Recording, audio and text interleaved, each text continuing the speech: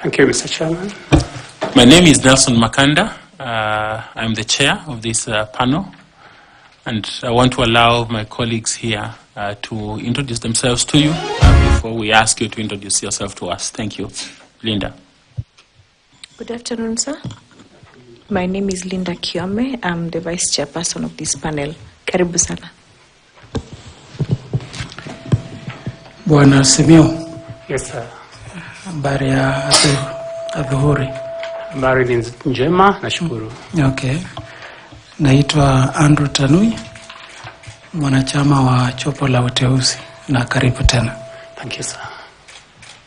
Good afternoon, sir. My name is Caroline Kituko, a member of the panel. Thank you, madam. Good afternoon. My name is Adam Solo, a member of the selection panel. Thank you. Good afternoon, Saul. Good afternoon. My name is Nicodemus Bore, a member of the panel. Thank you. Good afternoon. Good afternoon, madam. My name is Fatuma Ali Saman, a member of the panel. Thank you. Good afternoon, Wakili. Good afternoon. Na karibu sana. Thank you. My name is Koki Muli Grinyo. I'm a member of the selection panel. Thank you tonight. Good afternoon, Simiyu. Good afternoon, sir. My name is Evans Misati. I'm a member of this selection panel. Karibu sana. Thank you. So thank you for coming. We would like you to introduce yourself to us and just a brief profile of yourself and why you think that this profile is suitable for the position of chair of IEBC. And for your information, this discussion is live, and so the public has been invited into it by virtue of our media. Thank you very much. Thank you, Mr. Chairman. My name is Saul Simiyu Wasilwa. I was born in Bungoma. Went through primary school at a place called Nasokol in Kapinguria. Went to O-level at Kabianga High School in Kericho.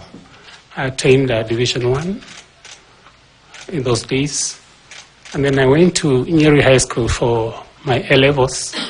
Got 3 principals and 1 subsidiary. Then on to the University of Nairobi. I studied law, attaining an upper second class honors degree. Then to the law school in 1988, where I qualified as an advocate of the High Court of Kenya. I'm also a certified public secretary. I began my practice shortly after admission with Hamilton, Harrison, and Matthews, where I worked for about 2 years. Then in 1990, I joined Wetangle and Company Advocates, worked for about 2 years, then found my own practice in the style of Wasilwa and Company Advocates, where I practiced up to 2004. And in 2004, Mr. Chairman, I joined the Zoya Sugar Company as company secretary. I worked there for 5 years as company secretary. And in 2009, I became the managing director, where in which position I served 2 terms from 2009 up to 2015, when my second 3-year contract expired. And then I went back to the practice. But somewhere around 2022, January up to June, I was in Kisumu as a founding CEO of Kenya Sugar Manufacturers Association. I only did that stint for 6 months, and then I went back to practice, where I'm still practicing today. Now, Mr. Chairman and members, in terms of suitability, I've throughout my practice had a fervor for public interest litigation. I've done pro bono briefs, and as managing director, there are a number of achievements that I had. I don't know whether I can showcase them now, with your permission, Mr. Chairman. Please proceed. In 2009, I steered the company towards ISO, or rather International Standards Organization certification. Number? You know that? 2008, I think 2015, I can't recall exactly, it's quite a while now, Mr. Chairman. In 2012, I had the company enter into branded sugar production. It had never done that since inception, somewhere around in 1988. So our sugar was then able to be sold as branded in supermarkets that had never been there before. I also steered it towards achievement of the super brand tag. That meant that it could compete very effectively with other products. Mr. Chairman, members, due to the facilitative effort I had with the other managers within the company, in the year 2012, we had a record production of 71,000 tons of sugar made for the year 2012, something that had never been attained since inception of the company. And in the year, we also made a profit of nearly 800 million shillings. The company had never declared any profit. In fact, it was insolvent. So, Mr. Chairman, that is Saul Simiyu Wasilwa. So how will you bring this as a valuable asset to IEBC?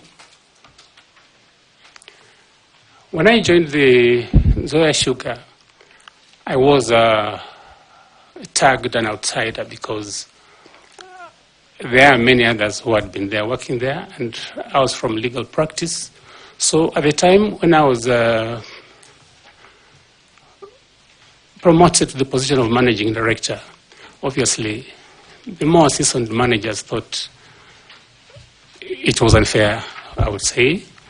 But I was able to harness the capabilities of all the senior managers, the engineers, the agriculture experts, transport experts, for us to be able to work together as a team to get this accolade that I've just indicated. In fact, to mention also that in the same year, 2012, in terms of good human relations practice, we were noticed by the Ministry of Agriculture. We usually had yearly congregations where companies would be given to say some congratulatory tag for either being perfect or good in audit. For that year, Zoya Sugar was singled out as having wonderful human resource practices, and we were given that accolade. So to be able to attain high production, a production that had never been attained by the company before, it required skills to steer managers you have hardly worked with for a long time, to be able to see your vision and agree that you can work together for the betterment of the company. I think I can harness those skills that brought all these managers together for us to make the gains and achievements that we did at the Zoya Sugar Company. Thank you, Mr. Chairman and members.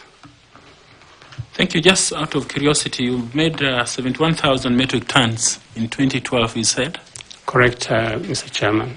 So was this out of the existing cane, or it was cane poaching? Because notice that this is the same time that Mumias was going down. Mr. Chairman, something else perhaps I didn't point out. There was never any cane poaching by Zoya Sugar. If anything, the cane that was poached during that period was ours. And through, again, my collaborative efforts with the managers in agriculture, we managed to develop a lot of cane, and we had excess. In fact, we were giving out cane to Mumias Sugar, Botali Sugar Company, and West Kenya because of the excess cane that we had developed during my period. And even up to the time I left in 2015, we had sufficient cane for milling. Congratulations. I want to ask Linda to ask you some questions. Madam Linda, please. Thank you, Chairman. Now, Mr. Simiyu, I heard you say that while at Zoya Sugar, you had to harness some skills that were important to help you in executing your mandate. Now, are you able to tell this panel which skills are those that you harnessed while at Zoya Sugar? And that which could help you execute your mandate as a chairperson of IEBC. Thank you, Mr. Chairman and members. The ability to identify these specialized skills each officer has, the ability to sit them down and be able to exploit whatever each one of us was able to bring to the table. Much as there was a little bit of misgiving, like I said, I was a kind of an outsider coming from the legal profession, and indeed the whispers were that a lawyer can't run a huge manufacturing concern. My ability to harness their different skills, my ability to identify that all of us can do, and alone you can't do much. That is what I intend to bring to the IEBC. And I know that IEBC has a large pool of well-qualified persons. There must be lawyers, there must be finance specialists, with whom, if the approach is right, the approach that recognizes the value of each and every one of us, the value that we need to work together, that together we are better than one, then we shall be able to steer through some of the problems that have beset the IEBC. And what competencies do you believe are essential for the chairperson to be able to execute his mandate? Thank you, Mr. Chairman and members. IEBC has a large pool of stakeholders. We have the main one, the political parties that certainly must be recognized. They are the political leaders, they are the other stakeholders that we have to deal with them in terms of supplies, the media, and unless you are able to give them sufficient recognition, unless you are able to understand that all of us are fighting one common cause, and unless we are transparent in the manner in which we execute this mandate, together with knowledge spilling over to all the stakeholders in equal measure, then we stand the chance of perhaps being accused of being favoring particular sides, favoring particular political dispensations. That should not happen. What we need to do is to move forward together with all the stakeholders, bring them together, and have one vision together as we move towards ensuring that we have an election that is credible. So, in your career journey, do you have any particular instance where pressure was put upon yourself in execution of your mandate in whatever capacity that tested your leadership skills and you came out strongly? If there is, could you like to share that with this panel? Somewhere around 2011 or 2010, I can't recall exactly, I was in Nairobi on official duty, and I was told that there had been a breakdown in the powerhouse of Zoya Sugar Company. I quickly that was a major breakdown because the factory had to stop. So I quickly consulted the chairman, I rushed back to the company, and after consultations, we agreed to quickly summon the board because what had happened, there is a machine called the continuous vertical crystallizer that stores the excess material because the factory we were running was a bit old. So that excess material has to go to that machine called the VCC, which was a huge piece of equipment so that it can store that material and then process it later on so that we ensure that all the sugar has been extracted. Now, when the breakdown occurred, a lot of that material went to waste. And subsequently, of course, following the investigations that were done, when this happened, I think some staff who were manning a very, very delicate place called the Bauhaus, I think were excited to go and watch and see what had happened, and therefore that led to the breakdown in the turbine of the powerhouse that led to the stoppage for about 3 weeks. Now, of course, we had to undertake investigations as a board. The chairman summoned the board, and it was agreed that a responsibility be assigned. I think after the investigations, some officers were censored and I think dismissed. The people I had worked with, and you know, every time you think something has happened as a result of an accident, you think you want to forgive, but of course the decision was collective. They were sent away. I felt it for them, but again, it had to be done.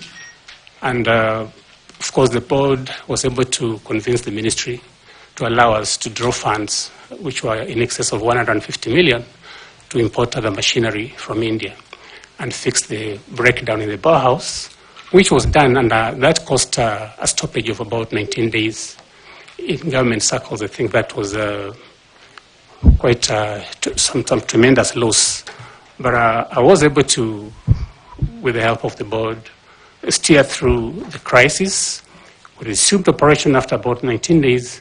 And yes, some people went away. It was sad for them to go away for something that really was not deliberate. But that's something that I thought was fairly challenging for me. Thank you, Mr. Chairman. Thank you, Mr. Simiyu. Thank you, Chairman.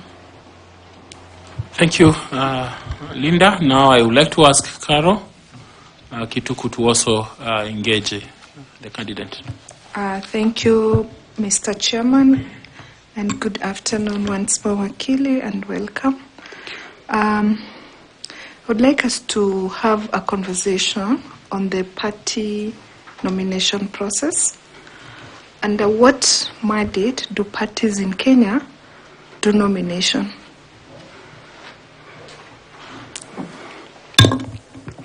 Yes, parties do. I do not know whether you are asking about the nomination lists or the nomination lists. Yes, in our election dispensation, there are certain realizations that have come that we need to be sensitive to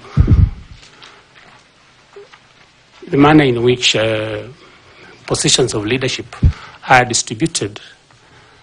And therefore, parties are given the privilege in the Constitution to nominate some members outside the elected ones to fill those positions that are meant to cushion against the 2/3 requirement in public service. Now, for Parliament, for instance, there are the 12 nomination positions, and which are, I think the parties are given to present those nomination lists prior to the election. And depending on how the party fares in the election, the distribution of the nomination seats will be in accordance with how they are fared proportionally. That also applies to distribution of the nomination seats in the county assemblies under Article 177. And of course, that nomination mandate also has to take care of the requirement that the marginalized groups have to be considered, women have to be considered, the disabled and the youth. The law deemed it important that the party provide their nomination list, or what they call the party list, way before the declaration of results, or before the voting and the polling and the results. Why do you think this was necessary? Given our history, our electoral history?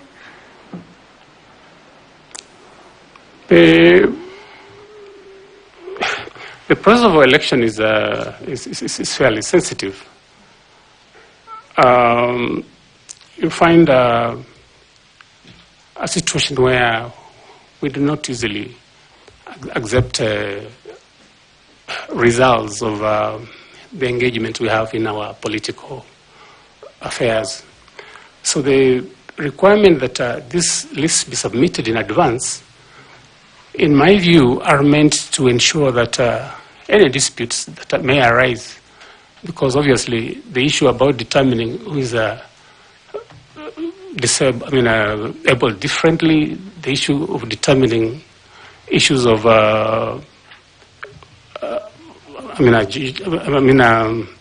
people who are marginalized would be contentious. And if they're contentious, the earlier we start the process and listen to these disputes and resolve them before the elections, the better, because then we have little disruption in terms of the programs for the elections.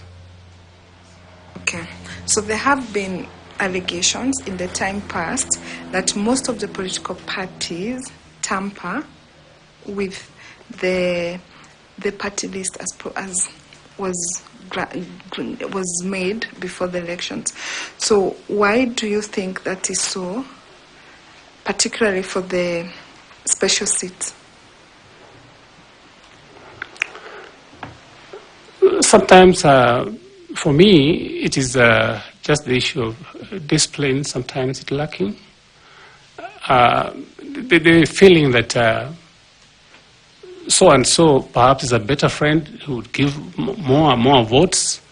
And therefore, I do not think there is any real reason why they should tamper, except for perhaps just some self-interest, that I didn't cater for a friend, we didn't cater for this particular region. Those are excuses that can be used, because the moment they sit to determine these party lists, I believe sufficient consideration would have gone into. But sometimes I think we are not sincere about ourselves, about the decisions we've made, because of maybe other ulterior considerations that come subsequent to the decision to nominate. Okay. So, are there any legal reasons or grounds that exist that actually mandate parties to change their allocation for the special seats? Are there scenarios that can enable parties to do that within the legal framework? In my view, they can. For instance, if any of the persons who have been earmarked for that nomination, and perhaps from the manner in which the list has been presented, is the one likely to maybe land the seat of the marginalized or women or youths, he dies. If that happens, then obviously that is a reason that would be a good reason for seeking to change the list of the nominees. It's only reason, circumstances, any more? Somebody can possibly choose to change party allegiances, and really there would be no reason to maintain that particular person on the list. And I think it will be a genuine reason that can advance a requirement to change the list that have been submitted. So let's move on to another area, which is technology. You know, the future, we are told, is IT. Technology is the future. So if you become the chairperson of the IEBC, should you be successful, which areas of the electoral system do you see amenable to technology outside the already existing areas that technology has taken into account? Any other area you think can be benefited from use of technology? I want to insist on moderation on the technology that has been used. But before I do that, Mr. Chairman, with your permission, if I could just quote something that came out of the regular report, where Justice Grigla commented that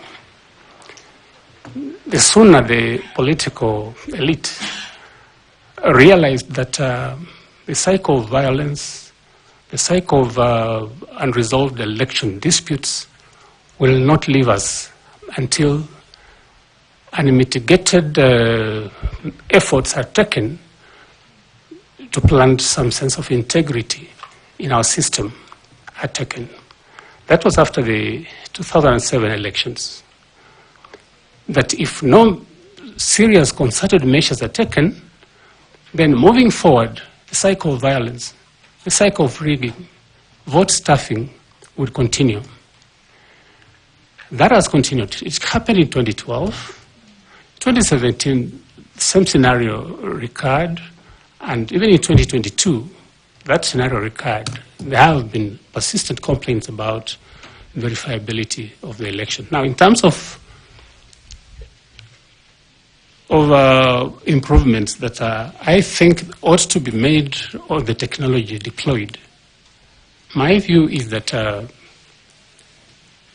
I would insist from the technology team that exists within IEBC, or if it doesn't exist, if the brand of people we think ought to do it don't exist, pull them out from the many companies that are able to provide this technology, so that as we prepare for the elections, we virtualize every one of the 1,450 wards and dedicate a machine for each ward, and all of them ought to be based at the tallying center,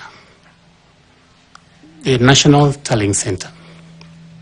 Now, in every polling station, whatever reports are coming out will be wired directly to the National Tallying Center in the machine that is dedicated for that particular ward.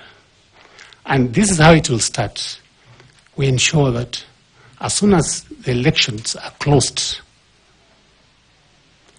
we take the tabulation of all people who have voted before the counting. And in every polling station, those figures are through a special gadget sent to the National Tallying Center in the computer that is dedicated to that particular ward. So, Mr. Wasilwa, without looking like I'm interrupting you, yes, I think that is currently what is happening. So we're looking at outside what is existing right now, what else can technology help solve to bring in the credibility of the elections process? Through the chair, I plead that I be listened to on this one, because we've not in the past insisted that we take the tally of all the people who have voted as soon as voting closes. What usually happens is that we take the list. I mean, the people who have been counted. What I'm starting with is that as soon as voting closes, we know the number of people who have cast their votes. Whether they're spoiled, whether they're good votes, we take that whole number and weigh it to the computer that is dedicated to that particular ward.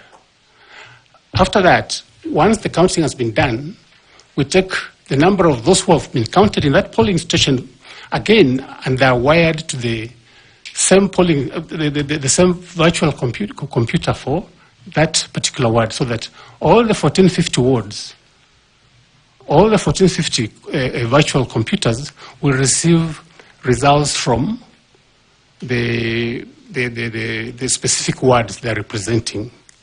After that, once the counting is done, then the counted votes, an image is taken also and wired to the dedicated portals. And then the technology that will be best suited for this is satellite technology, where we would avoid a lot of failures like has happened with Safaricom and others, where particularly in remote areas it's difficult to get that information wired to the tallying center. If we use satellite communication, and I think Starlight is one case in focus here, then once we have received that information, what the chairman has and the commissioners have is that apart from the votes that have been counted, there is one other standard that they can use in terms of verification, that standard of votes that were cast in each of the polling stations. I hope I'm clear. Yeah, thank you very much, and I wish you the best. Thank you, Chairman.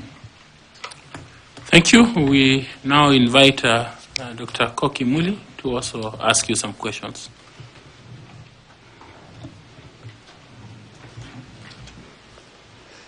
Good afternoon, Wakili. Good afternoon. And welcome again. Thank you. To this dialogue. When was the first election held after the promulgation of the 2010 Constitution? 2013. When? What date?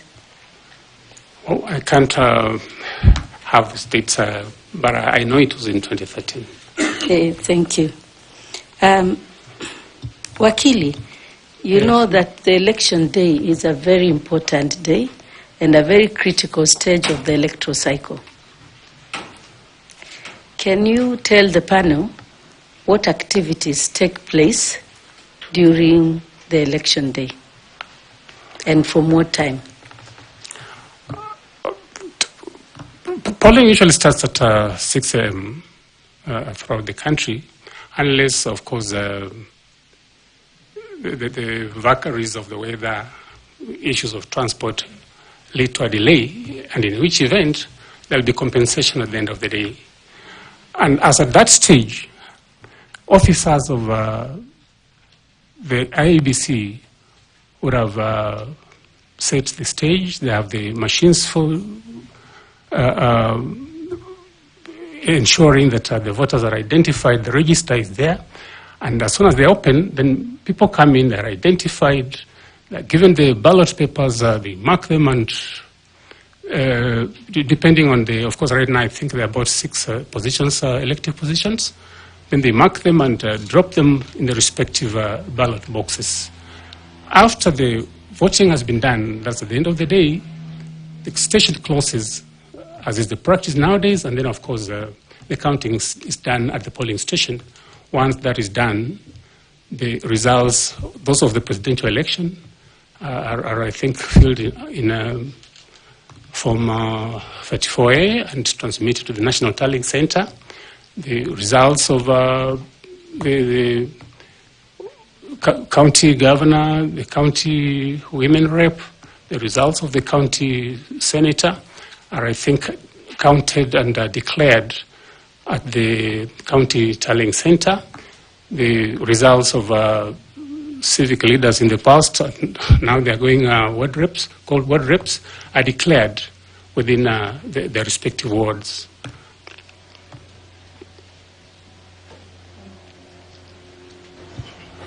Okay. Is there any announcement of results at the polling station? Results are not, so to speak,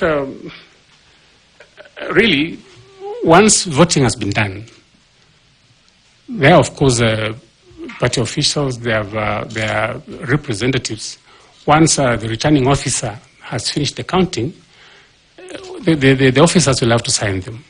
And therefore, at that stage, the results for each candidate are announced as at that stage, including what has been tallied for the presidential vote. I think they're announced at that stage before they are transmitted to the respective quarters. Thank you very much. Would you like to tell the panel and those Kenyans watching you which are those respective quarters where the results, the different results of the 6 elections are transmitted to?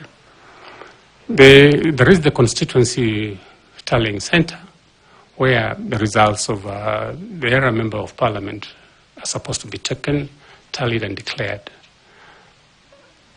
The results of the ward representatives are similarly taken to the county tallying center and are declared. The results of the governor and the senator are also declared at the county tallying center, but the presidential results are declared at the national tallying center. But after all parties that are represented in the election, that is, the agents have signed and certified that indeed that's the record of what was counted. Where are the results of the women rep taken? Don't take this as my inability to appreciate that they are a major component of our life and our elections. They are also declared at the county tallying center. Sorry, I just overlooked that, not deliberately. No worries, that's okay, Wakili. During the election day, there are specific duties assigned to the chair of the commission and the members of the commission. Since you wish to become the chair of the IEBC, so if you are successful, what functions or what role would you be playing on the election day? My view is that on the election day, the chairman has, together with the commissioners, sit together at the National Tallying Center to receive the results. They may not count them personally or physically, but through staff. Once the results have been counted, it is for them to have a conference and agree that these are the correct results and then authorize the chairman to announce the results. But of course, we also know that the chairman has power.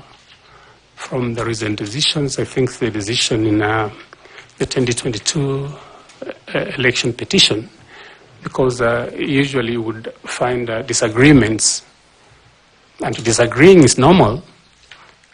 Maybe going out there to vilify each other is where the problem could be, but inside your own caucus, where you are sitting to make a decision, you can disagree and then by a majority decide that this is the direction we're going to go.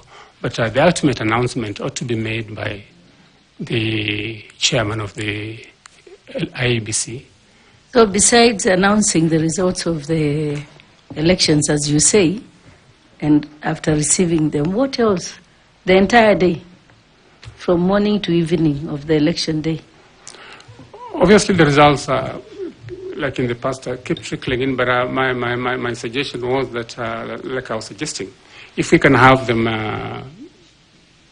wired to dedicated virtual machines for each of the 1450 wards, it would be faster. But as I said, during the day, I think results keep trickling in. There will be disputes. There will be issues about just monitoring what's happening, and I think giving information to the stakeholders, because the moment you don't give information, and perhaps there are delays here and there, then I think that brews the suspicion that brings about problems. But they must be engaged to consult with whoever wants to consult with them as the results are being tabulated and aggregated, and give periodic broadcasts of what is happening, and when, for instance, they expect to give a final tally of the results. Thank you. Just two more small questions. You keep on saying that results are relayed from 1450 wards. Are those where the election is conducted or where the election are tallied? What is the 1450 and which results are those that come from there? The 1450, Mr. Chairman, 1450 are the wards in this country. They count throughout the Republic of Kenya. For what results are coming from the 1450? There are both results for the ward representatives, the women rep, the member of parliament, presidential vote, the senator, all the elective positions. Thank you very much.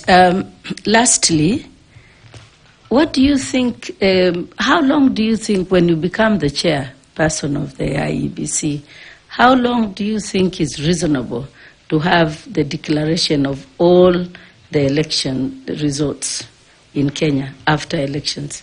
How many hours do you think we should declare?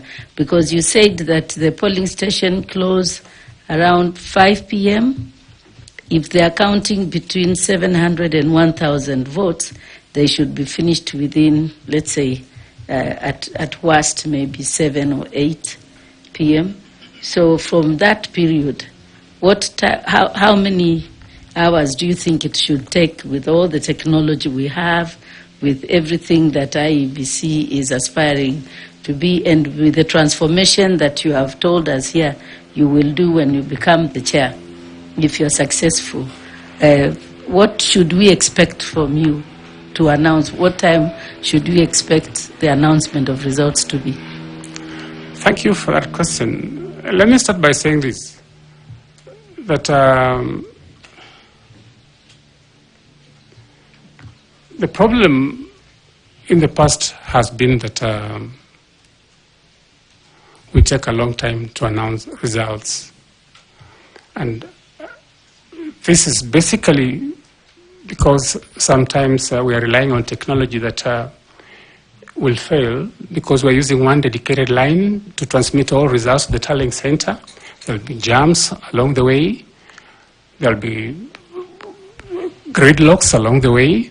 That's why I'm having this proposal that instead of using one line of communication to relay results from every part of this country, let's have a dedicated virtual machine for each ward.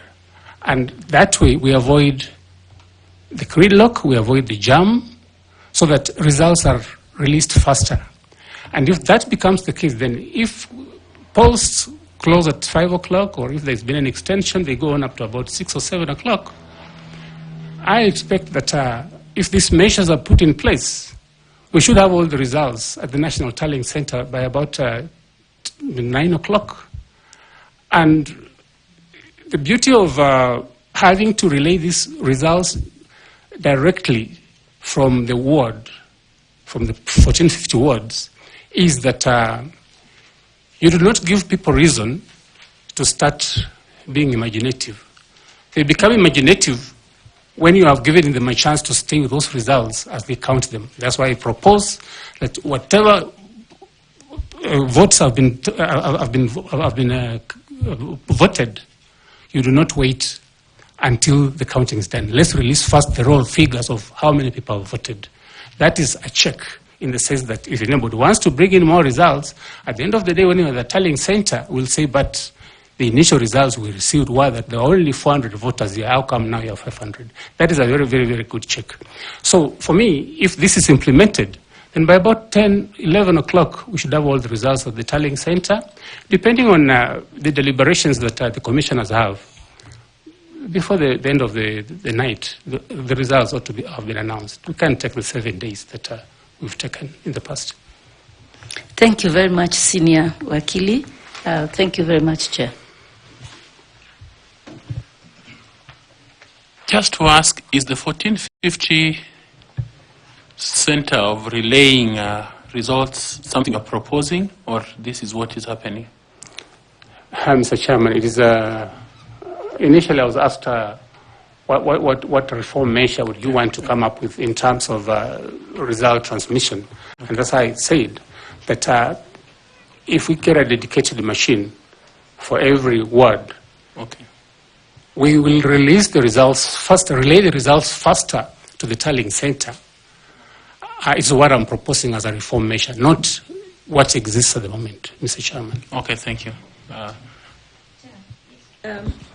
Sorry, I was actually assuming that that's what exists. If you don't mind, what exists at the moment? That's the first question I was asking you, actually. At the moment, the results are all released using one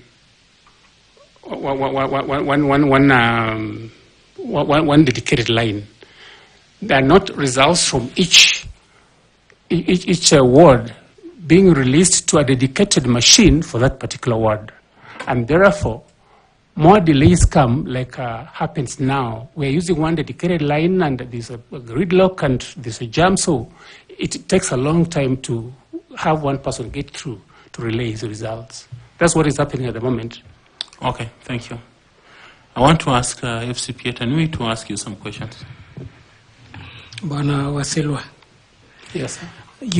When you were introducing yourself, you said, what are you currently engaged in? I'm practicing advocate. In which law firm? The firm is called BS Advocates at the moment. Do you have a practicing license for 2025?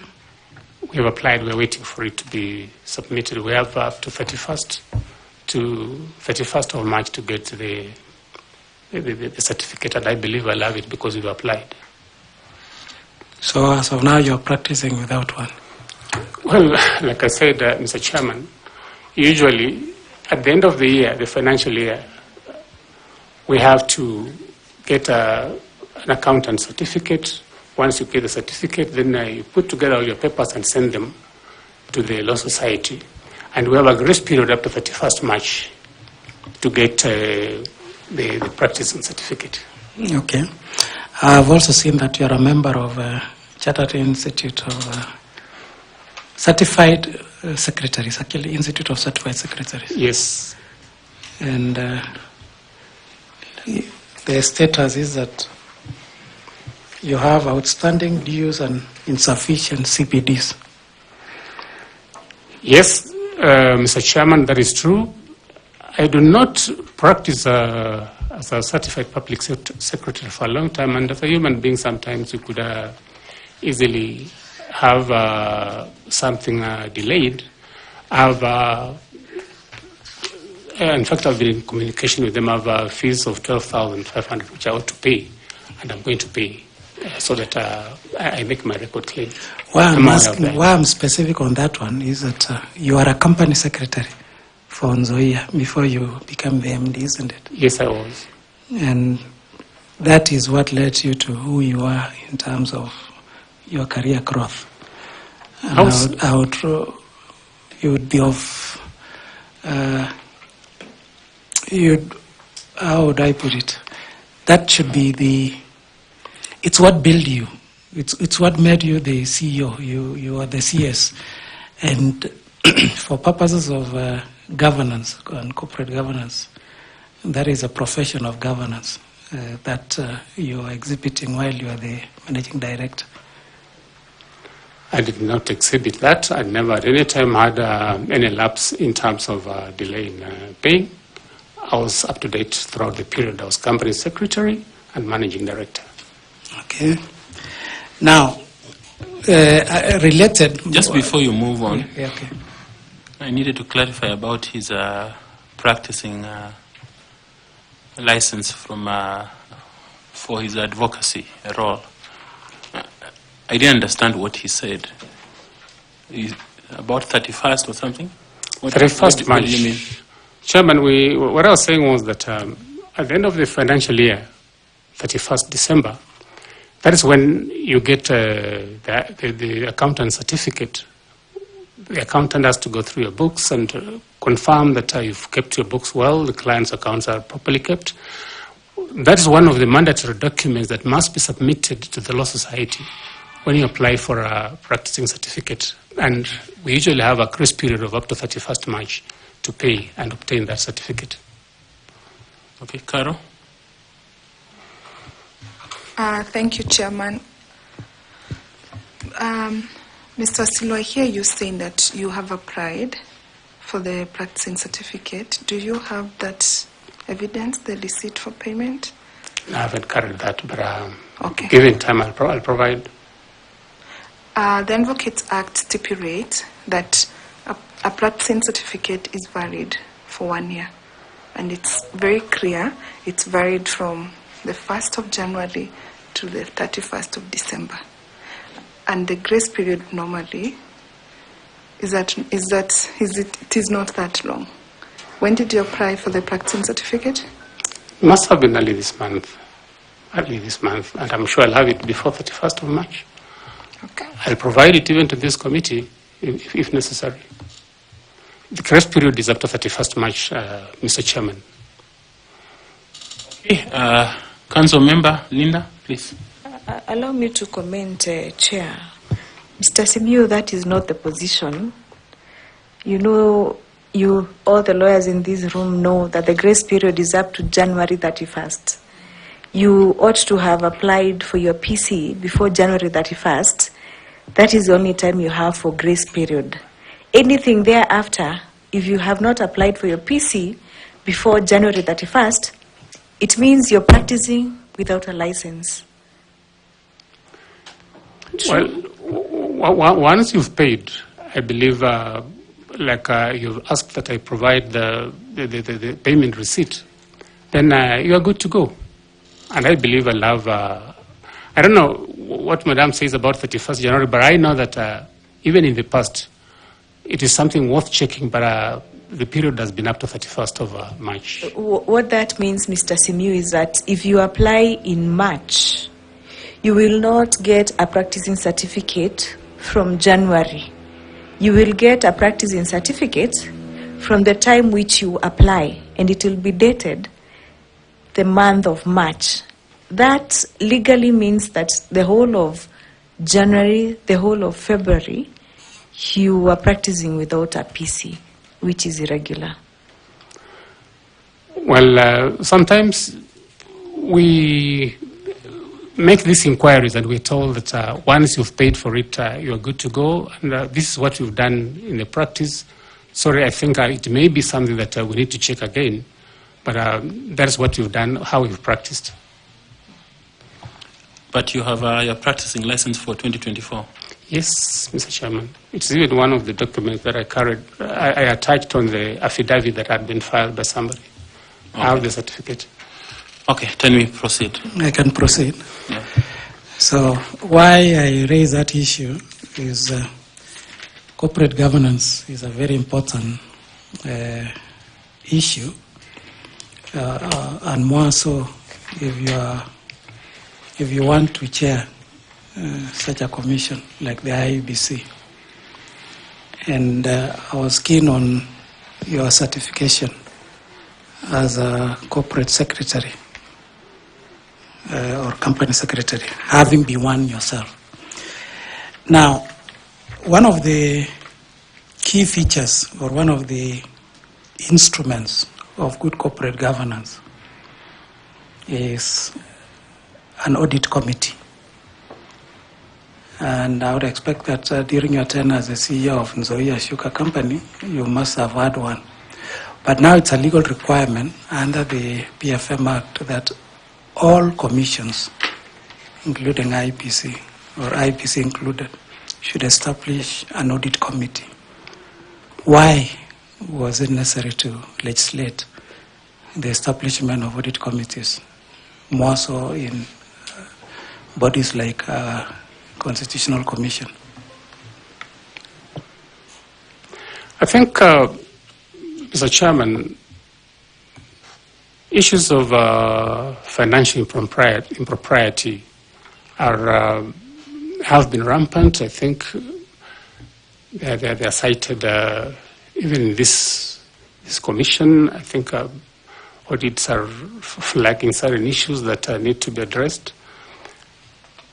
And the Public Finance Management Act also provides strict requirements in terms of the responsibility placed on public officers, so that once the coming into place of an audit committee is really meant to help the institution in terms of fidelity to propriety in financial management.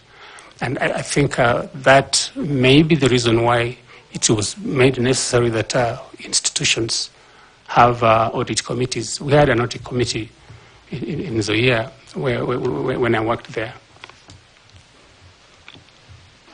So is it something that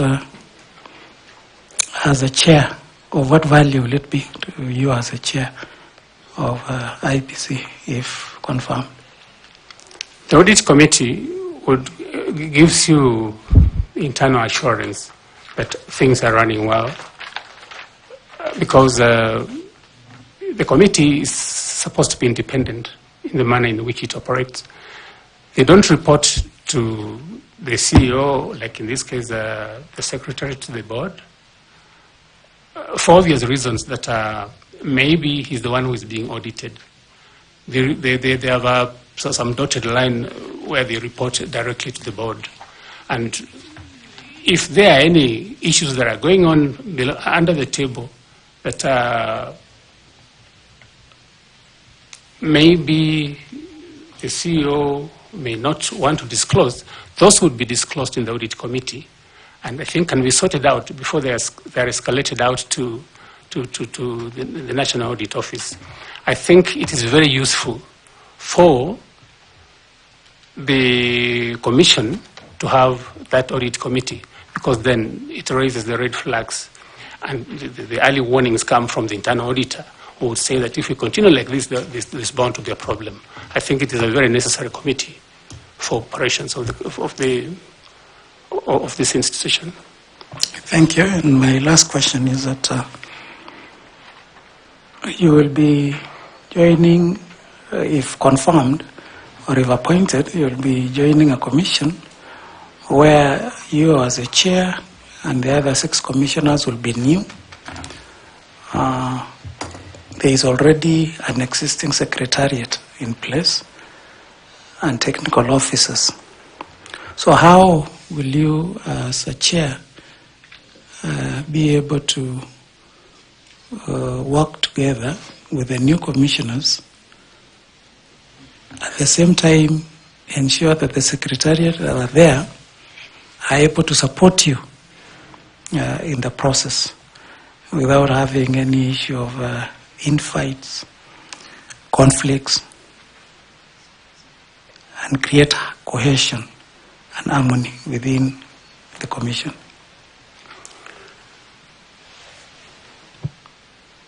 I believe that conflicts would arise only because perhaps we are nursing egos of personal interest, because I believe that the Secretariat has specific roles in terms of administration, and the Commissioner's role is oversight, policy, and guidance. That's when I think the issue of governance becomes handy. I think you take it seriously from your expression. There ought to be a delineation between what the Secretariat does and what the Commission does in terms of policy. But I also know that the chairman of the IEBC has kind of executive power, so that maybe if that is let to persist, it may bring about the kind of conflicts that are perhaps became apparent during the tenure of the late Chief Kati, may God rest his soul in peace, together with Mr. Chiloba, so that in fact it led to one of the officers going. So that is something that must be addressed immediately. If indeed the chairman has any executive powers, those powers should be left for the powers of execution, should be left to the secretariat, with the CEO being the secretary of the commission, and let the commissioners remain up there for giving direction and guidance. If we stick to that role, then I wouldn't see any situation where there will be a conflict, say, look, the delays in procurement of this gadget has been as a result of the failure by the chairman to approve this, to refuse to sign this. Let the secretariat be given powers to do what they ought to do, and let the commission remain at that respected level of merely giving guidance, policy guidance. If there is any aberration that is noted on the part of the secretariat, I think the committee, the commission has powers to take appropriate action, but it should not delve into actual work of administration. That should be left to the secretariat. And if there is any lacuna in the law, that is then something that must be addressed in the first instance when the new commission takes over. So, Wasilwa, now what will you be doing 8 to 5, Monday to Friday, and because you are full-time commissioners? You as a chair is full-time, the 6 commissioners are full-time. So what will you be doing? 8 to 5, Monday to Friday, January to December for 6 years, if you are just oversighting and staying up there? I think the commission is what I would say more or less of a hybrid, in the sense that the work of the commission is so extensive, touching citizens from all corners of this country. That being the case, I do not subscribe to the view that there will be nothing to do if we are left at policy level. There are issues, for instance, of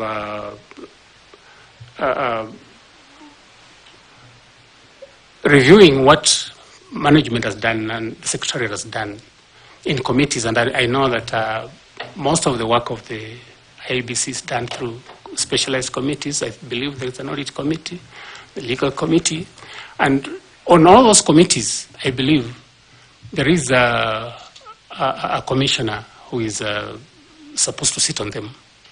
If I was to take that, my previous experience. And so when they sit on those committees, I think there are issues that will arise at every given time that I think the commission will address, the commissioners will address, and not assume to just sit for six years without doing anything. Because matters that are done by the secretariat must necessarily get the approval of the commission before the implementation is done. Reports must be made, escalated to the commission before implementation is done. So I believe that there is work to be done, and done even on that daily basis. But if that would entail moving into a conundrum where you are now doing, the commission is now doing work that is supposed to be done by the secretariat, then I think at that stage, it has not happened yet. At that stage, then perhaps somebody can start thinking about seeing whether commissioners should work part-time. But knowing the problems that the commission has, knowing the limited time that it has, for instance, for organizing the next election, I believe that a full-time occupation for the commissioners is necessary at this stage.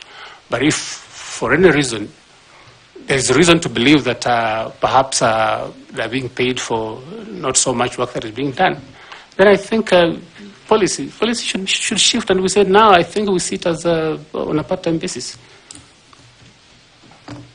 Wish you well. Thank you, Chair. Okay, before I come to you, Madam Linda, please.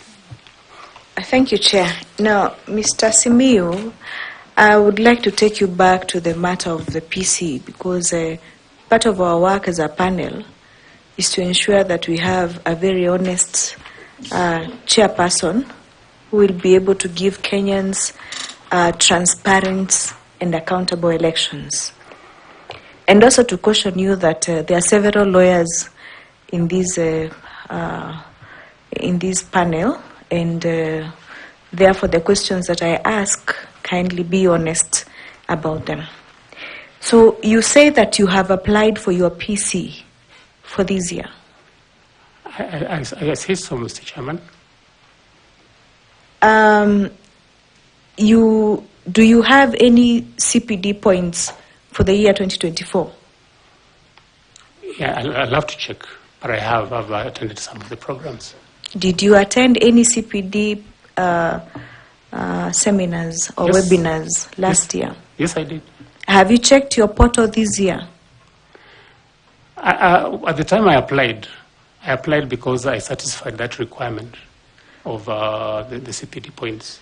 You are aware that even as we sit here, we can be able to get into your portal and check whether you have your CPD points for last year? Yes. Will you be surprised to know that last year you have 0 CPD points and you require 5 CPD points to be able to apply for your PC for this year? That will surprise me because I attended those programs. Are you aware that the LSK portal that you use to apply for your PC is an automated system which will not give you an invoice unless you have 5 CPD points for 2024? Mr. Chairman, like I said, I have applied, and the only reason I applied is because I was satisfied that I had the points. Thank you. Thank you, Madam Linda. And now I'll go to Evans Misati to pick up from there. Thanks so much, Chair. Mr. Simiyu, I'm sure you are aware we are doing this because we are doing it on behalf of Kenyans. The position of the IEBC chair needs a lot of public scrutiny, so don't be surprised what is happening. Now, I want to take you back to where you said you have been in leadership positions or in charge of institutions. Have you had any experience working with a highly technical secretariat before?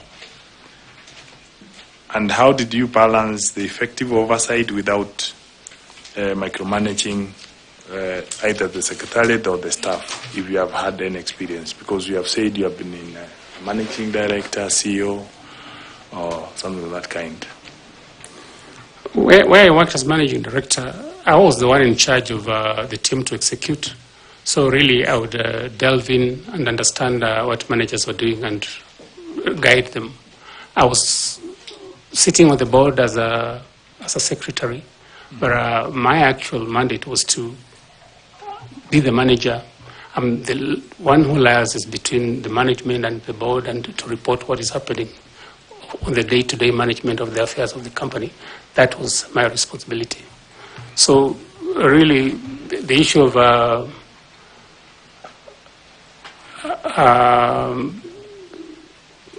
conflict would not arise at that stage because I was the one that was responsible for the management of the company.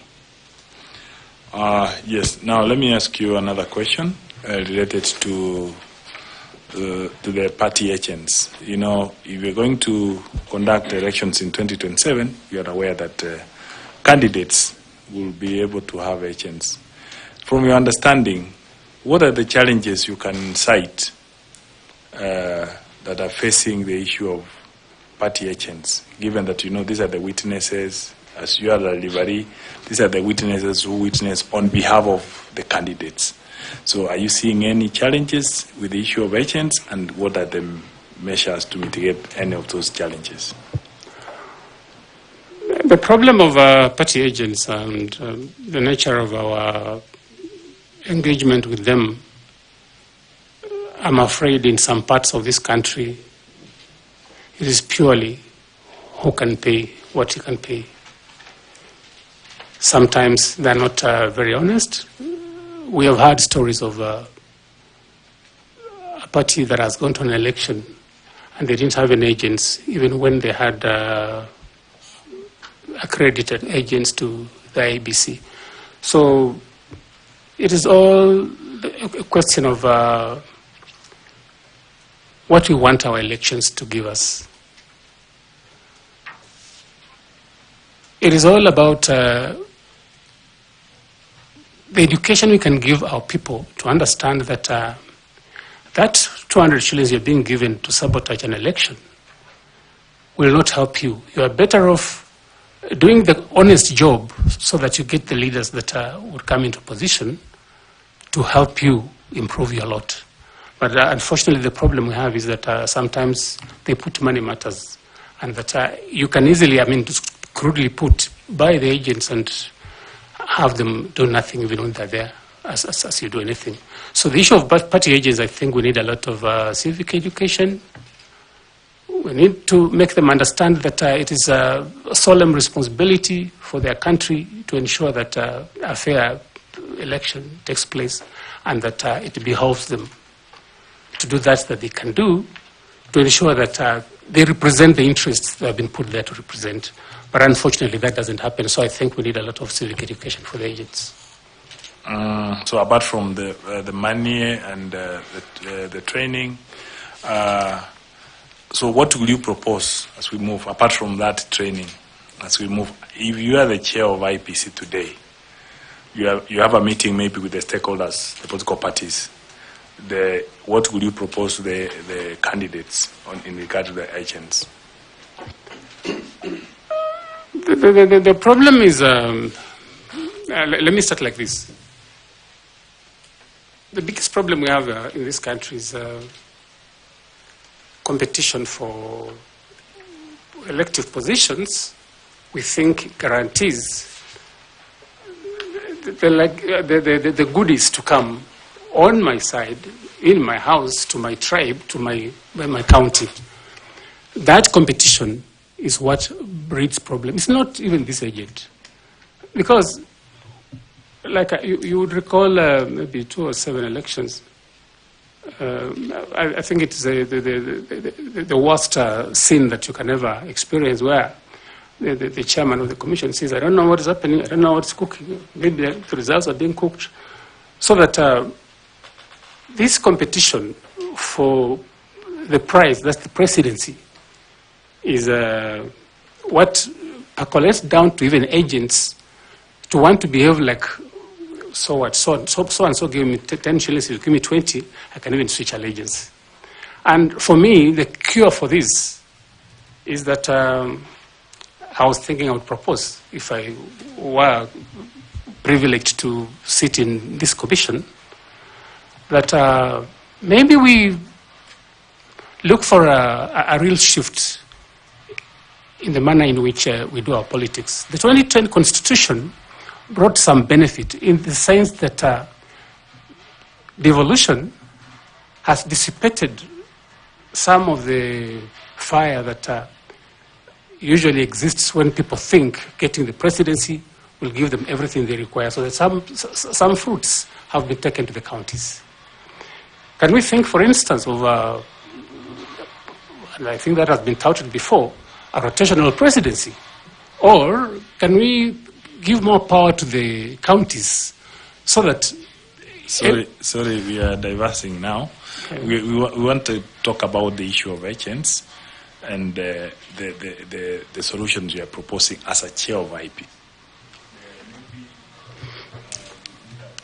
Way of looking at it, maybe in terms of improving the systems of voting or and other things, maybe if we can have IT, electronic systems, so which does not need the agents, the manual. So let me go to my last question. Can you comment on that? You want to comment on Just that? to clarify what I was saying, Yes. that if the mindset can't be changed, and you're choosing to work on the agents to make them look like saints when all other players are doing things their own way, we will not get anywhere. That's what I was trying to say. I'm sorry. Now, assuming you find favor with this panel and you are the chair of IEBC, what would be your priority action or things to do before the 2027 general elections? Just mention a few. There's the issue of boundary delineation. I think that's the number one priority. The issue of the by-elections that are pending. People have been disenfranchised because of there not being this commission in place. But also, as a first step, I think we need, as a new team, to understand what our responsibilities are. You won't just move in and start going to Isebania to try and work on the boundaries. We'll need to get initially an understanding of the operations, the guiding principles, the guidelines in terms of how the commission operates.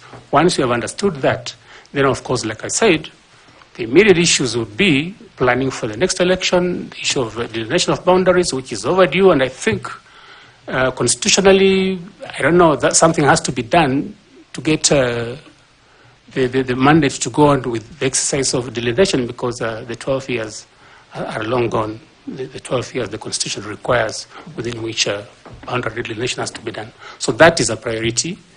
The by-elections are a priority. Just getting to understand what needs to be done so that this team can move forward as a team, again, that is a priority. Thanks so much. I wish you well.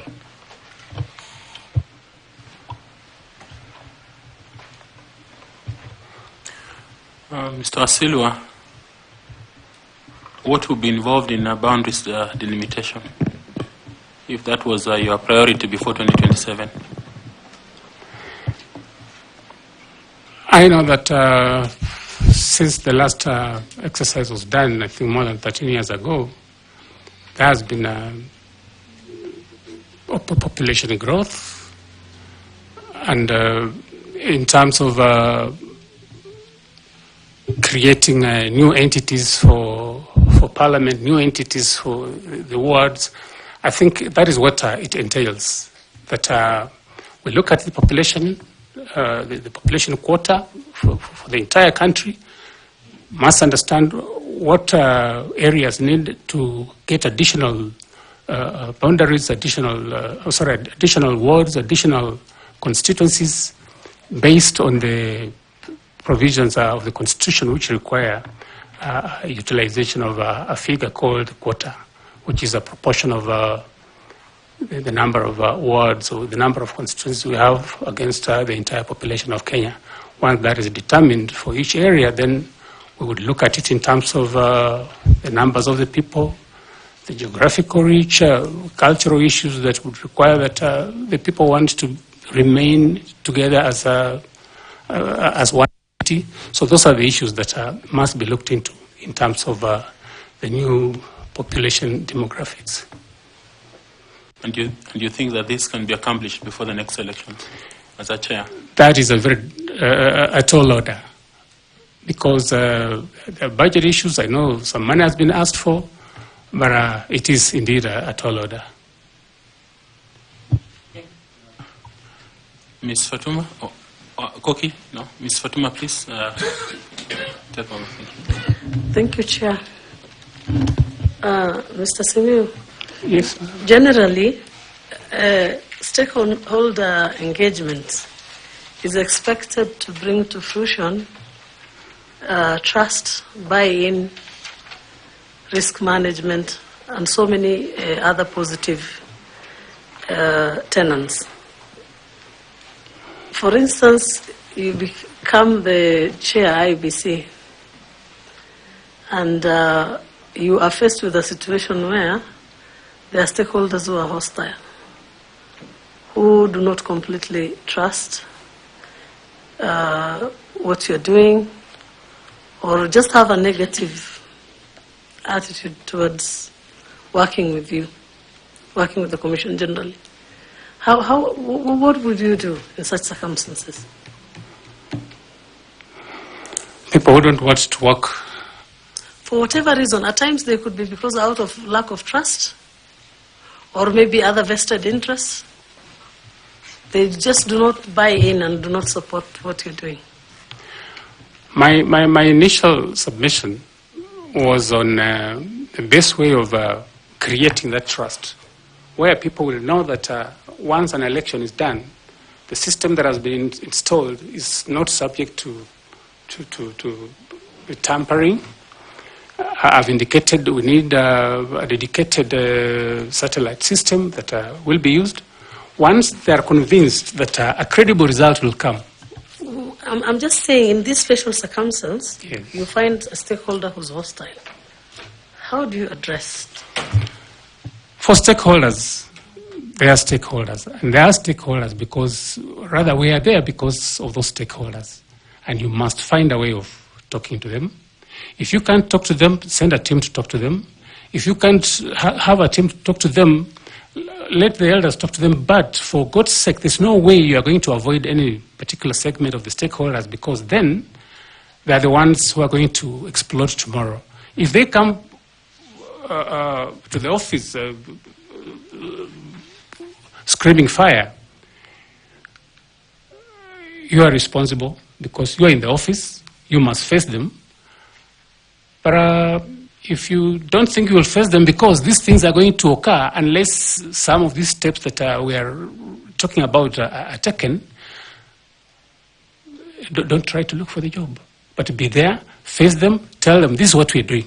Even if you're doing nothing, that they, of course, from their perspective, they think you're doing nothing, but at least you must be able to meet them and talk to them, listen to them, and find ways of addressing the issues there. Because, of course, they won't be unreasonable to just come and start a fire unless there's really something that they believe in. Like, for instance, when they believe somebody is stealing the election and they come and explode. So that constant communication, that constant engagement with them, and the ability to go before them and explain what is happening, I think it is important. But if they have come now and they're breathing fire, I believe that you must just find a way of talking to them. You can't run away because that is your responsibility and somebody has to do it. Supposing you are unsuccessful, how do you protect the Commission's functions and ensure that you are able to conduct the elections and the outcome is unaffected? If these stakeholders, if you're not successful in convincing a certain portion of the stakeholders. That's what I'm saying, that every time we sit together and try to talk, I think we'll find a solution. I don't think there are stakeholders who would come and say, today, I must kill all the commissioners because they failed to do ABCD. Maybe it's because they don't have information. But once you give them information, I'm sure they'll mellow down and I think listen to reason. You can't close down the office. You can't stop the election. You must find a way of going on with the election. But of course, in situations where things become like we are not here talking about the headquarters, perhaps a particular electoral area where they have genuine grievances about something that you think indeed there is a reason for culpability, then I think the Commission has powers to stop an election if there are genuine grievances about their feeling that perhaps fairness will not come out of the election. You can stop the election. Yes, there are certain areas. I remember during the 2022 elections when I think parts of Kakamega elections were postponed for reasons that there was no guarantee that there will be safety. And I think they were held subsequently. So it's possible that you can stop the election for a while until conditions favorable for undertaking the election can be obtained.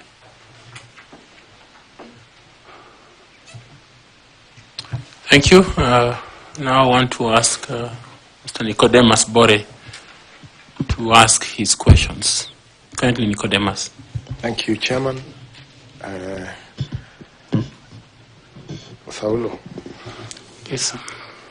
I think the reason why Kakamega elections were stopped in 2022 was because the ballot papers there was a mix-up of ballot papers, not because of any insecurity or anything else. That's the reason why Kakamega and Mombasa, there was some mishap on the ballot papers. And that's the reason. Yes, Mr. Chairman, I agree. That's just an information. What I was trying to say was that conditions may prevail that are inimical to holding a successful election, and they may not be necessarily about the big mixture of ballot papers. Any other reason, like extensive violence, can, I think, cause a postponement. True. You served as the MD of Zoya Sugar. Yes, Mr. Chairman. For how many years? 6 years. And CS for how many years? 5 years. So you served at the management level, the top management, for a period of over 11 years. Correct, Mr. Chairman.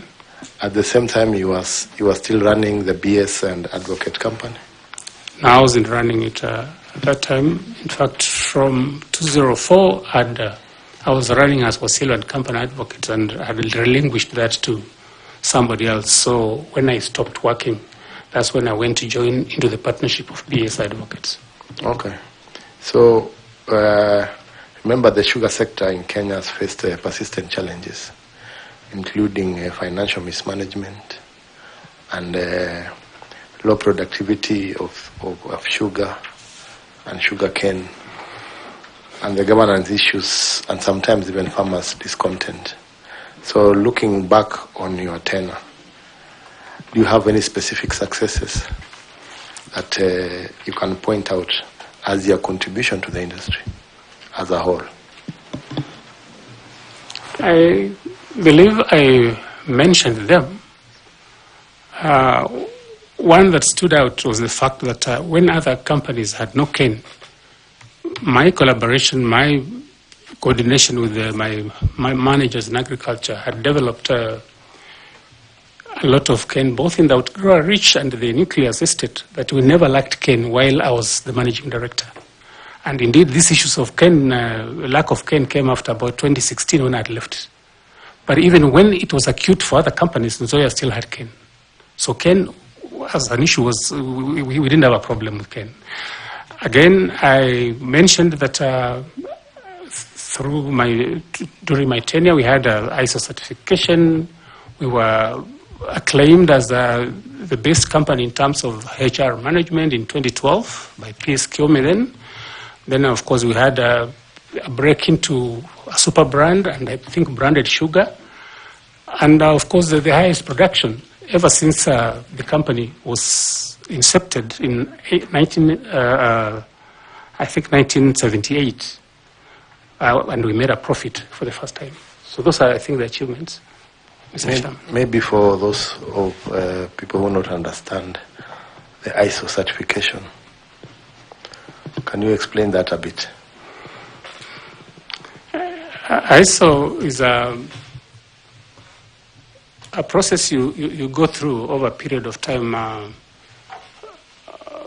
midwifed by consultants. Like in the year, we were midwifed by Kenya Bureau of Standards, and where processes, production processes, for instance, marketing processes are mapped out so that we know that on this particular occasion, this is the way we will make sugar, and that when you compare our processes, when you compare our standards, they compare favorably using those standards with other companies worldwide.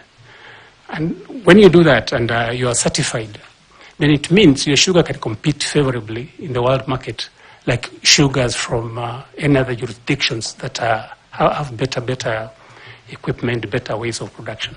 So that is where I took Zoya, that in the world market, it was a product that was sought after because of the organized manner in which the production was done. So that means acquiring proper licenses and other documentations.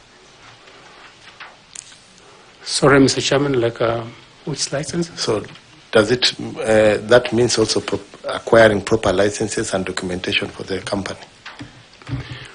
Well, of course, there's the sugar production license that you had to procure, I think it cost $1 million from Kenya Sugar Board. But in terms of ISO, I think what we are looking for is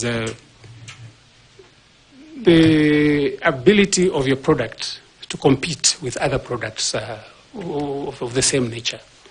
And all we did by getting ISO certified was that we are convincing the world that our sugar is produced in such a clean environment, such a predictable environment, that it's as good as any sugar produced from the more developed sugar production areas.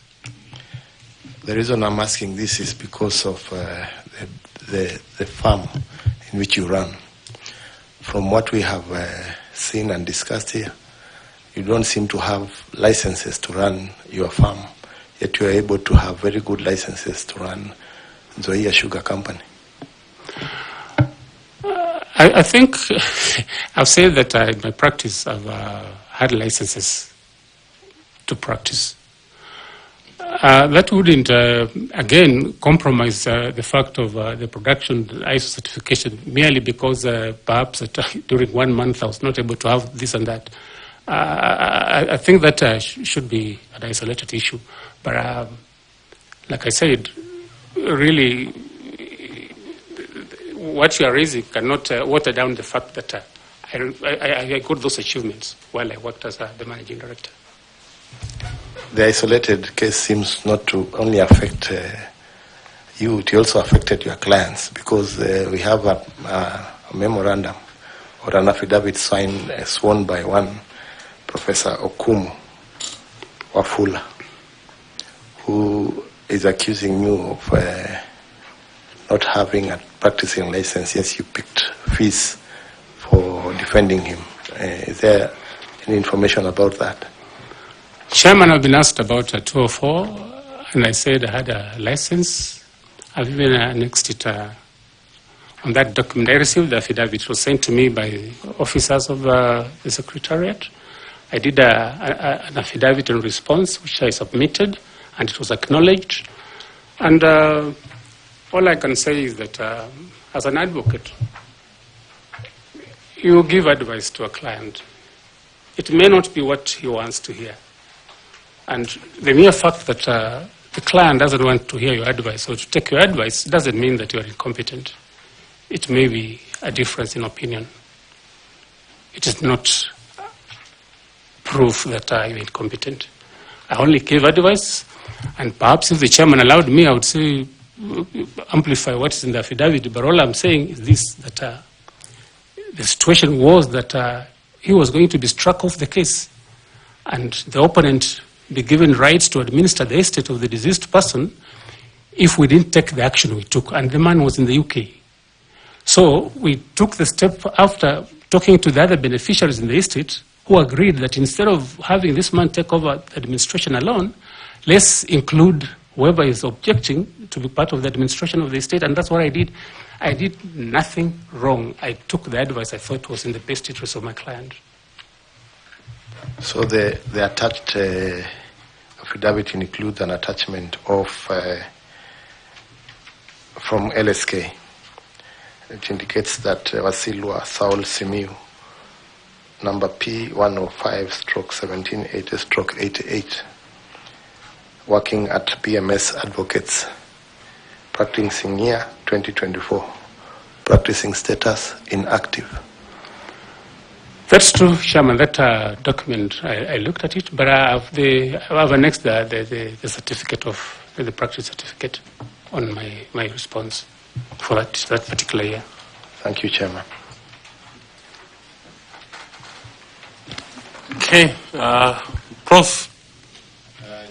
Please take Chair, even as I start, my session, I might request the Secretariat, if at all they have the response from Wasilwa, if they can avail it to us, because the only thing I see in this file relating to a practicing certificate is for the year 2022.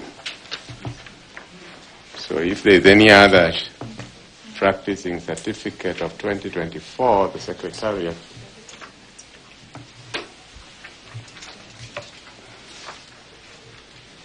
Do we have the affidavit? Yeah, just help me as I want to revisit this because, Wasilwa, you know that the position of chairman requires somebody of utmost integrity. Madam Caro has brought to my attention where you are replying affidavit is, and again the certificate that you have attached is for the year 2022. So you haven't answered Boris' question, because the certificate you have attached here, practicing certificate, is for 2022. Can you clarify where the 2024 one is? Chairman, maybe the photocopier left out that, if that came from the system. Do you have the original? We can use the original. We don't have to use a photocopy or a scanned one. I don't have the original right here, but I attached the certificates for 2022, 2023, and 2024. And you're saying that the LSK portal that has been printed as both the LSK Council with our Vice Chair and the LSK representative Caroline, who have said here to you that we can enter that portal right now, and that's how this inactive status was ascertained. You are saying before us here that whatever was obtained from LSK portal is not true, and that Wasilwa's photocopier, which missed the certificates of 2023 and 24, is the one which is true. That's what you're telling us. It's not my copy, Mr. Chairman. I'm saying no, wherever you copied. Whatever I sent to the Commission had certificates for 2022, 23, and 24. And you photocopied it from an original? Yes. Which, if you are given time, you can produce before us. They're in the office. I can produce them. Very well. Between February 1 and now, have you had active cases? Yes, I have. You can tell us some of them? It's very recent. I do a number of cases for the... No, just mention one, Offer. If you do a number of cases, as a lawyer, it wouldn't be difficult to just, even without having the case number, just tell us on this and this. That's the case I handle. Or I'm handling. One of Winfried Dhiambo against Kenya Revenue Authority is pending for judgment. I think coming for judgment sometimes this month. In which jurisdiction? The High Court in Bungoma. Thank you. Mr. Wasilwa, as chairperson of IEBC, which you have asked to be, your leadership will be judged by your personal integrity, honesty, and ability to uphold your word under pressure. Can you share with us a specific experience from your professional career where your honesty, word of honor, and consistency were put to test. How did you navigate the situation, and what was the outcome? As a lawyer, you get, I've got instances when the opposite side wants to sit you down and compromise. One particular case was a criminal case where somebody was charged with defilement. I am watching brief for the complainant. The girl was about 13 years old, and she was actually defiled, dropped out of school, she was pregnant, and somebody said that my continuing to act in the matter is inimical to his interests because he was likely to be jailed and he was an employee, that I should accept some amount of money and withdraw from the case, but I didn't withdraw from the case. Went on, he was convicted and sentenced.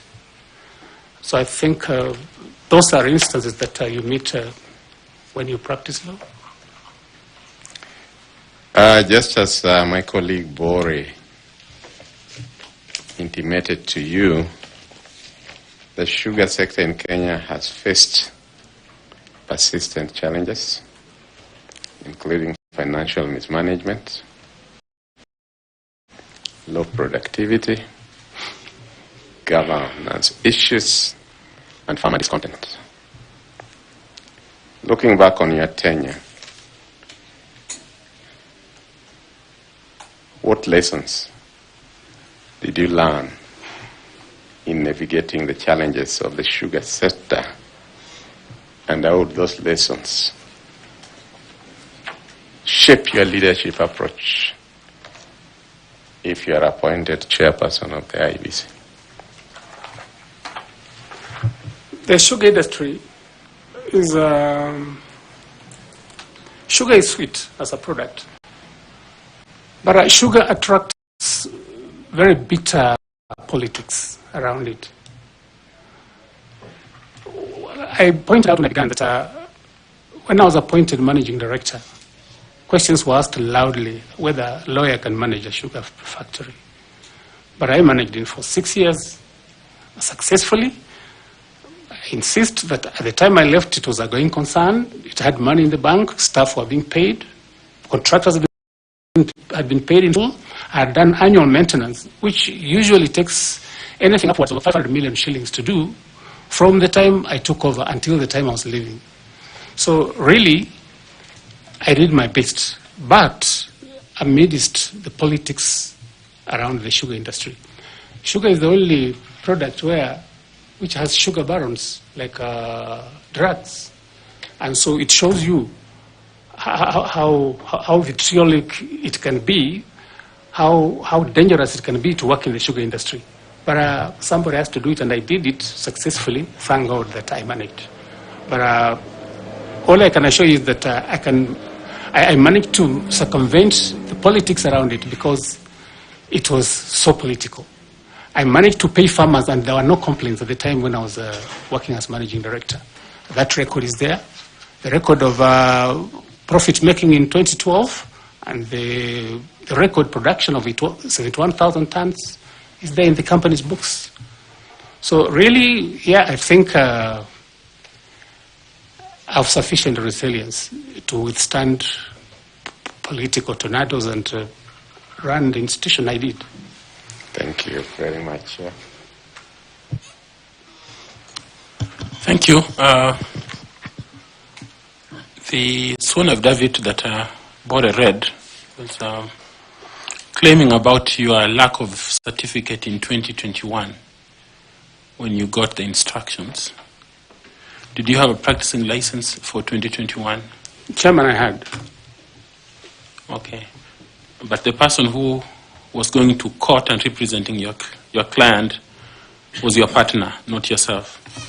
There were two cases. There was one for probate and administration. I think their father had died and were doing succession. That is the one I handled.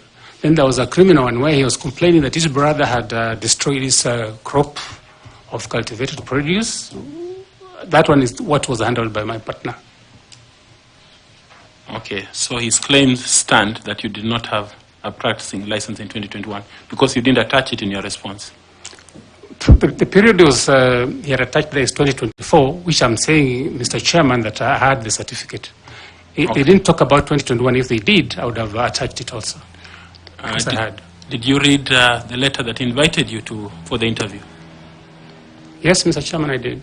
Did it ask you to bring your original certificates and testimonials? I did. I brought them, Mr. Chairman.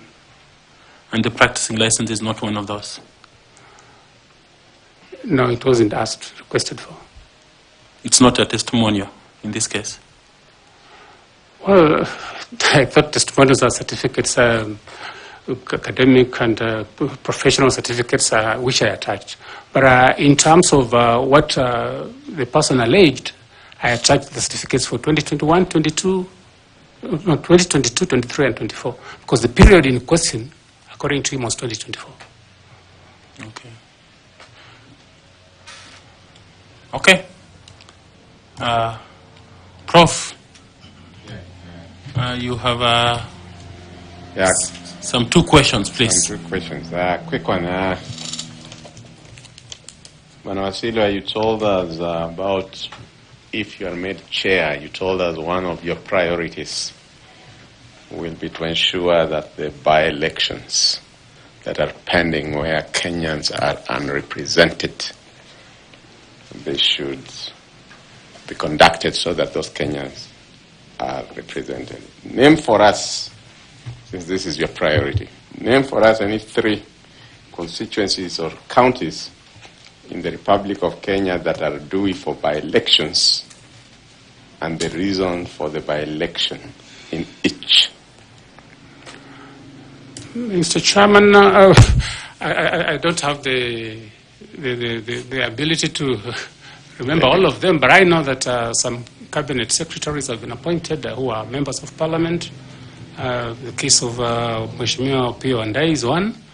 And I think there are a number of others, several civic seats, which I think ought to be represented, but I cannot humanly remember them. Very well. My last question is, which was the last country to join the East African community? Must be DRC. Thank you, Chair. Thank you, Mr. Wasilwa. It's been a great pleasure talking to you, learning from you and hearing from you. We are indeed grateful, as I said in the beginning, that you applied for this position and you were shortlisted for it and you took your time, noting that you practice in Bungoma, so you must have traveled from Bungoma to be here. We don't take it for granted that you took this effort to want to serve Kenyans. I would like to invite you, just in case you have a question or a comment to make, please do so. Thank you. Thank you, Chairman. Chairman, the members of the panel, members of the Fourth Estate, I'm sure members of the public are here, those watching. Thank you for giving me the privilege of engaging with you. And I wish you Godspeed in finding suitable persons to run our institutions, and particularly this one that is really pivotal. It touches every Kenyan from Lokichogyo to Tanga, whatever, from the coast and northeastern and the Isebani. So it touches every soul. Whether they vote, whether they don't vote, they're affected by the actions of the IEBC. Thank you, Mr. Chairman. You're welcome. Remember to pick your certificates. There's a bottle of water before you. You feel free to pick it. And if you have a notebook, you can still carry it with you. We appreciated your presence. Thank you very much. Thank you, Mr. Chairman. Asante. Thank you.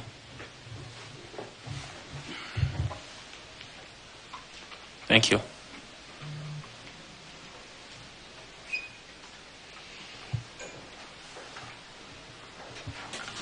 Okay, members of the Fourth Estate, I think we will have a brief word to give to you in another 30 or so minutes. So if you allow us to finish what we are doing now, we will speak to you in a short while. Thank you.